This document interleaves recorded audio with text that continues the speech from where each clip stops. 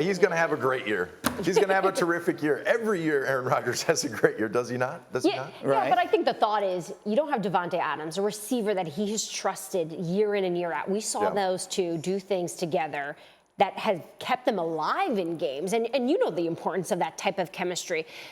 Look at this catch, right, that he's able to make Adams to keep them in, or at least put them in field goal range there to help them win that game and be able to move up. This is the play you're talking about, yeah. It's against the 49ers, which was probably the biggest catch, I guess, of the season last year, where they just are able to do things that you go, how?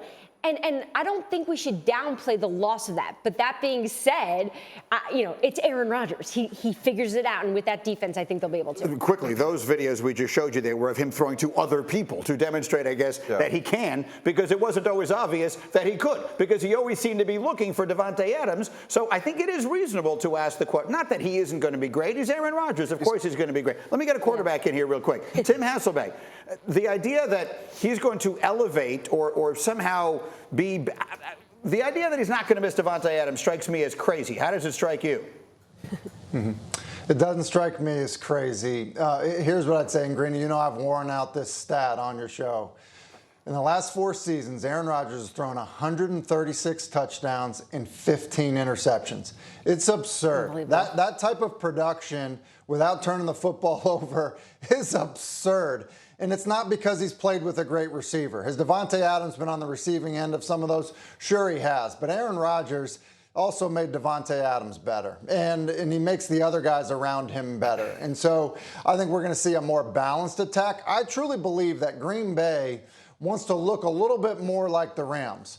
Have a great defense, but also when you look at them offensively, have balance on offense, be able to run the football, be able to move the pocket, be able to do things. When you think about Matt LaFleur's, kind of experiencing the NFL and who he's been around, I think that's what he wants it to look like. And when a quarterback isn't there thinking, hey, I have to go to this guy, and coverage is dictating where the football goes, it can be a very good thing for the quarterback.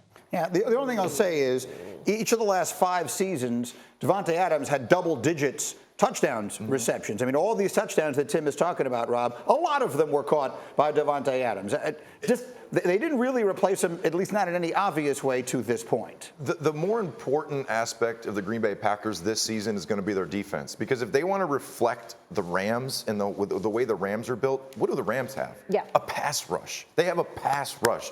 And to get to the quarterback, that's the bread and butter of any defense right now. And last year, the Green Bay Packers were at the bottom of the league when it comes to getting to the quarterback. So if they want to be a better team and get farther in the playoffs and get to a Super Bowl, it's got to start on defense. Yeah, and the last time the Green Bay Packers won the Super Bowl, they had the number 2 ranked defense in the league. Since then, the best defense they had was like 9. So it's been a while since they had a top-ranked defense, and it just goes to show you, obviously, how important that's going to be, knowing without that key weapon, they're going to need to rely on that defense. Look, this is a team that, for the previous 2 seasons, were in the NFC Championship game. Last year, they were the 1 seed in the NFC. Taking one step forward when losing your second-best player sounds like a difficult thing to do.